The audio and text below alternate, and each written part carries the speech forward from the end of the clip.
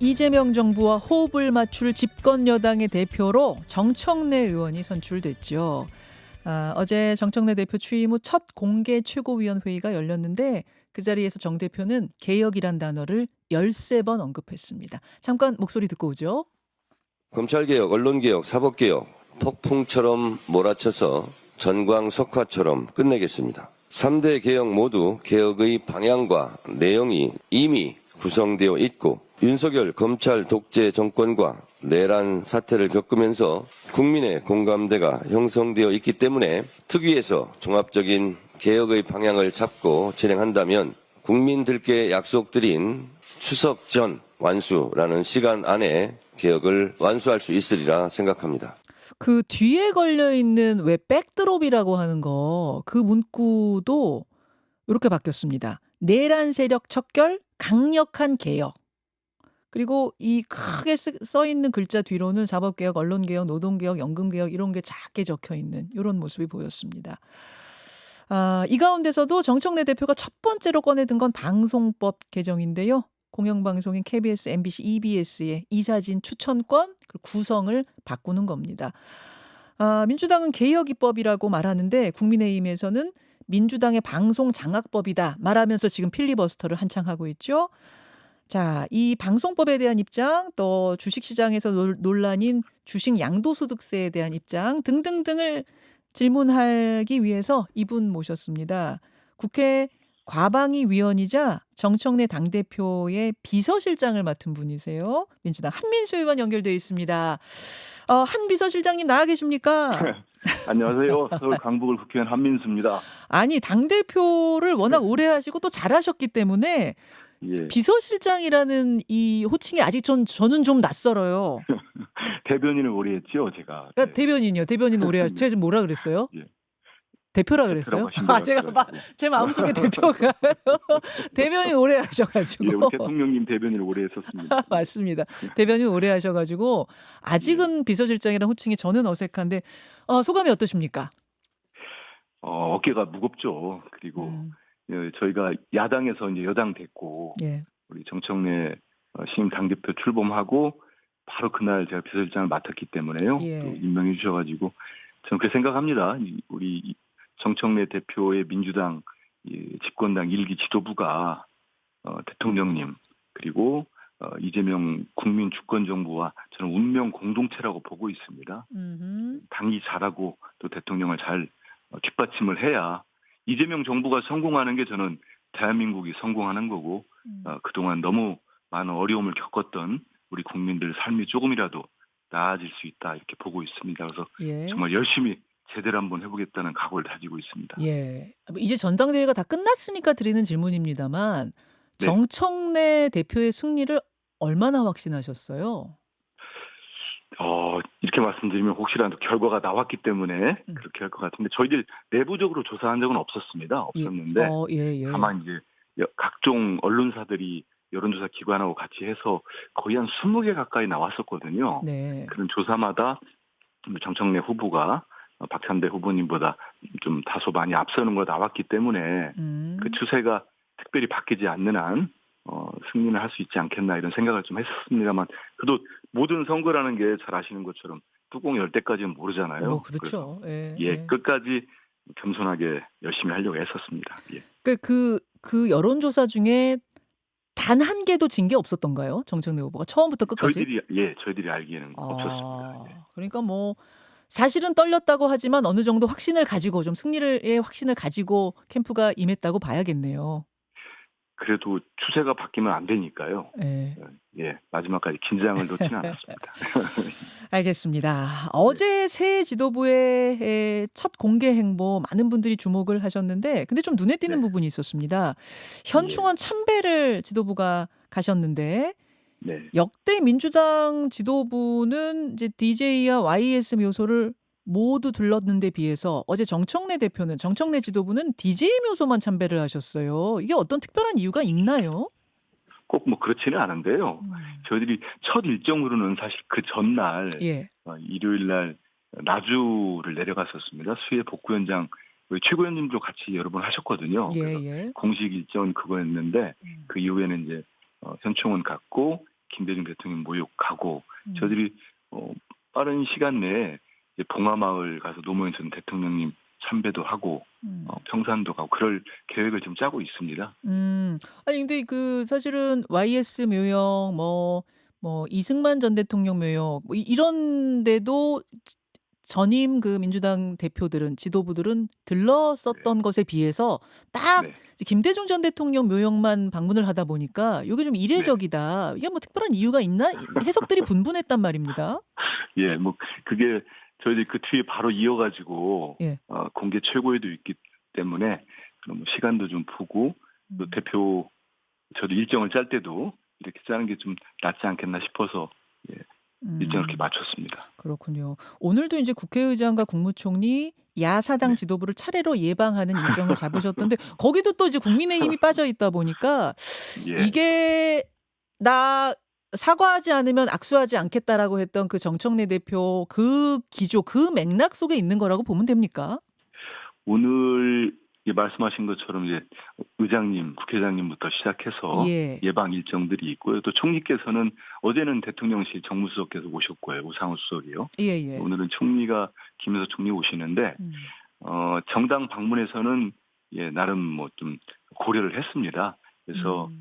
국민의힘하고 개혁신당이 빠진 걸로 제가 알고 있는데요. 아. 국민의힘 같은 경우는 우리 김영코 잘 아시지만 지금 전당대회 모습이나 예. 아니면 윤석열, 김건희 두 분 부부와의 어떤 관계를 끊어내지 못하고 음. 여전히 계엄을 옹호하고 탄핵을 반대하고 거기에다가 지금처럼 다시 가면 윤 어게인을 외치고 있는 정당의 지도부와 만나는 게 어떤 의미가 있을까 이런 생각을 좀 해보게 됩니다. 아하.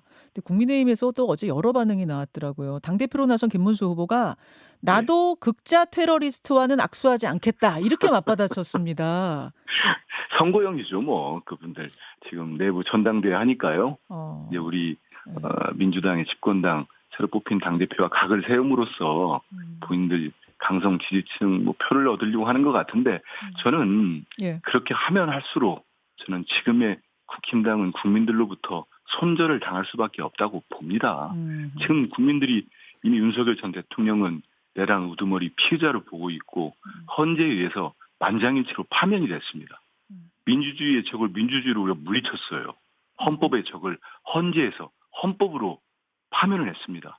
이런 상황에서도 아직도 윤석열 하고 있는데 그 정당이 제대로 되겠습니까? 지금 말씀하신 후보나 예. 그 다음 유력하다는 후보나 지금 뭐 하고 다닙니까? 그 헌법을 파괴하고 민주주의를 파괴해가지고 극으로 불리는 사람들에게 면접 보러 다니고 그러면서 국민들 지지해달라? 모르겠습니다. 그분들이 당내에서는 당대표가 될지는 모르겠어요. 예. 된다고 한들 그 당대표의 역할로서 국민들 마음 얻을 수 있겠습니까? 어허. 저는 저렇게 가면은 만약에 지금 다수의 언론들이 예상하는 것처럼 그 한 두세 분 뭐 정말 그거와 길을 걷고 있는 분들이 된다면은 전 국민의힘은 지금 상태로 온전하게 보존되기는 어렵다고 봅니다. 분당의 길로 가지 않을까 싶습니다. 아, 분당의 길로 갈 거다라는 뭐 그거는 뭐 지금 제 예측. 개인적인 예측이니까요. 물론 네, 당연히 모르죠. 개인적인 네. 예측입니다만 그런 정도 상황에서 악수하기는 어렵다 그런 말씀이신 이제 악수라는 거예요? 표현을 저희 이제 당대표께서 쓰셨는데요. 예. 그게 어찌 보면 좀 상징적 표현이라고 볼 수 있겠지요. 사실 지금 많이 늦었습니다. 그 계엄이 이루어지고 탄핵 소추가 국회에 됐을 때 정상적인 집권을 그렇게 오래 했었고 당시엔 집권당 아니겠습니까? 예, 예. 그러면 바로 계엄 직후에 국민들 앞에 나와서 정말 전 의원 지도부뿐만 아니고 예. 그 당시에 107명이니까 8명의 의원들이 모두 나와가지고 국민들께 사죄를 하고 통절하게 반성한 다음에 그 즉시 윤석열 당시 대통령과 연을 끊었어야 됩니다. 그리고 국민들께 반성하는 모습을 보였어야 되는데 지금까지 어떤 일들이 있었습니까? 그 사이에 관저에 가서 지키겠다고 적법한 법 절차를 막겠다고 스크럼을 짜고 있었습니다. 40여 명 넘는 의원들이. 예. 헌재에 가서는 헌법재판관들을 협박하고 위협하지 않았습니까? 그러다 보니까 그 지지자들이 초유의 법원 난동 사태까지 벌어진 겁니다. 그래서 여전히 거기서 한 발짝도 못 나가고 있는 겁니다. 알겠습니다. 그분들하고 어떤 얘기를 할 수 있겠습니까? 네. 뭐 그 사실은 이제 이 극우로 치닫는 것 아니냐. 네. 그것에 대한 비판이 많이 쏟아지고 있고 민주당이 네. 비판하는 것도 상당히 일리가 있습니다만 네. 그럼에도 불구하고 이재명 대통령 그러니까 여당으로서 이재명 대통령 행보와는 좀 어긋나는 건 아니냐. 이게 무슨 말인고 하니 이재명 예. 대통령 후보 시절에 현충원에 안장된 모든 전직 대통령 묘역을 참배하면서 모두의 예. 대통령이 되겠다. 포용과 협치를 네. 계속 강조해 왔기 때문에 예. 신임 여당 대표의 행보가 좀 다른 행보, 사뭇 다른 길을 가는 것처럼 보여지진 않을까에 대한 부담은 없으세요? 그렇지는 않습니다. 이재명 대통령님은 당시 정말 유력한 차기 대선 후보로서 그리고 우리 민주당의 후보로서 이제 집권하시게 되면은 당선되면 모두의 대통령이 되시는 거 아닙니까? 예. 그렇기 때문에 그런 통합의 행보를 화합의 행보를 보이셨다고 보고 있고요. 지금 우리 민주당의 정청래 당대표는 우리 수백만 명의 당원들과 우리 지지자들이 원하는 게 있습니다. 지금 국민들께서도 다수의 국민들이 여전히 제가 앞서 말씀드린 것처럼 국민의힘과 윤석열 전 대통령 부부의 모습을 보면서 내란이 끝나지 않았다. 이렇게 인식들 하신다고 봅니다. 어허. 그렇기 때문에 정청래 당대표가 또 상당히 많은 지지를 받고 당선이 되셨고요. 여당 대표는 지금 주어진 소임이 있습니다. 내란을 종식을 시키고 또 강력한 개혁 입법을 추진해야 됩니다. 우리 당 내부적으로는 또 당원 주권 정당을 만들어야기 때문에요. 네. 그 행보와 대통령님의 행보는 예. 전혀 같으면서도 지금 말씀하신 것처럼 여당 대표로서의 또 행보가 있다 이런 말씀드리겠습니다. 따로 또 같이 이렇게 보면 되는 거예요. 운명 공동체입니다. 운명 공동체인데 약간 다르게 보이긴 하지만 사실은 방향은 같다. 뭐 이렇게 보면 돼요. 그럼요. 당에서는 강력한 개혁 드라이브를 걸고요. 예. 저희들 당대표 말씀하신 것처럼 당에서는 120%를 해내겠습니다. 알겠습니다. 그러면 대통령께서는 이제 야당도 있고 또 보수층도 있기 때문에 100%를 맞춰서 하시면 됩니다. 저희들이 더 많이 해서 대통령님께 하실 수 있는 길을 열어드리려고 합니다. 알겠습니다. 예, 국민의힘 민주당의 신임 예. 비서실장, 당대표 비서실장 한민수 의원 만나고 있습니다. 국회 현안으로 좀 가보죠. 지금 본회의장에 네. 계세요, 한 의원님? 제가 이따가요. 예, 지금 이제 인터뷰를 위해서 잠시 본회의장을 나왔습니다. 그러셨군요. 지금 저희 네 번째 의원이 노정면 의원이 네. 방송국에 대해서 산성 토론을 하고 있고요. 음. 앞서서 이제 국민의힘 의원들 두 분이 하셨고 그렇습니다.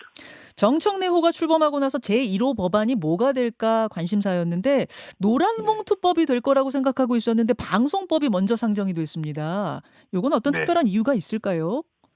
1호 법안이라고 명칭을 하는 건가 적합한지는 모르겠습니다만은 지금 말씀하신 것처럼 국민의힘이 우리 민주당 발목을 잡겠다. 이재명 정부를 발목을 잡겠다고 그 무제한 토론, 이른바 필리버스트를 하려고 하는 법안들이 예. 방송 3법이 있고요. 예. 노조법이 있고 이른바 노란봉투법이죠. 그렇죠. 그리고 상법이 있습니다. 음. 저희들은 이제 오늘로써 7월 임시국회 끝나고 8월 국회를 소집해 놨거든요. 바로 이어가지고 이 5개 법안을 모두 통과시킬 겁니다. 국민의힘이 아무리 반대를 해도 저희들은 이 개혁 입법을 완수할 거고요. 그 순번에 있어서 네. 방송 3법 중에 오늘 방송법부터 먼저 처리하겠다는 말씀을 드리겠습니다. 예, 그 노란봉투법하고 방송3법 요게 좀 순서가 바뀐 데는 어떤 계기가 있었습니까, 한 의원님? 그게 예. 순서가 바뀐 건 아니고요. 왜냐하면 최종 안건을 상정하고 하는 데 있어서는 국회의장님 무중이 큽니다. 그리고 여야가 안건을 상정할 때 협의를 하거든요. 예. 제가 알기로는 저희들이 방송 3법을 먼저 올리겠다는 말씀을 드렸고 예. 국민의힘에서도 거기에 대해서 특별한 이견이 없었던 걸로 알고 있습니다. 그리고 아시는 것처럼 지금 방송 3법이 갑작스럽게 저희들이 여당돼 가지고 툭 튀어나온 법이 아닙니다. 아니죠. 예. 21대 때도 있었고요. 22대에서도 추진됐고 윤석열 전 대통령이 여러 차례 거부권을 행사했습니다. 예, 그리고 예. 국민의힘 의원들이 폐기를 시켰고요. 저는 방송 3법 역시 저는 민생 입법이라고 봅니다.